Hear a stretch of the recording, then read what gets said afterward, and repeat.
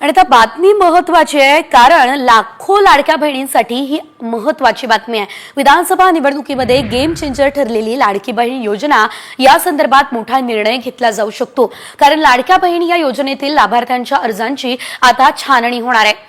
तर वाढत्या तक्रारींच्या पार्श्वभूमीवर महायुती सरकारनं हा निर्णय घेतला असल्याचं सुद्धा सध्या बोललं जातंय। 2.5 लाखांपेक्षा जास्त वार्षिक उत्पन्न, चारचाकी वाहन असलेल्या महिला या योजनेचा लाभ घेत असल्याच्या तक्रारी आहेत। छाननीनंतर नियमबाह्य अर्ज बाद केले जाणार ही माहिती सूत्रांनी दिली आहे।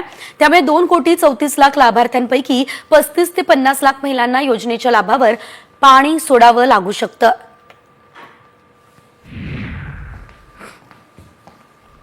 लाडकी बहीण योजनेच्या 2,34,00,000 इतक्या लाभार्थी सध्या आहेत।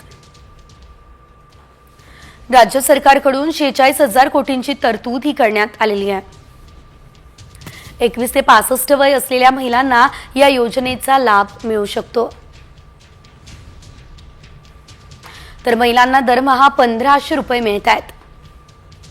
कुटुंबाचं उत्पन्न 2.5 लाखांपेक्षा कमी असलेल्या महिलांसाठी ही योजना आहे।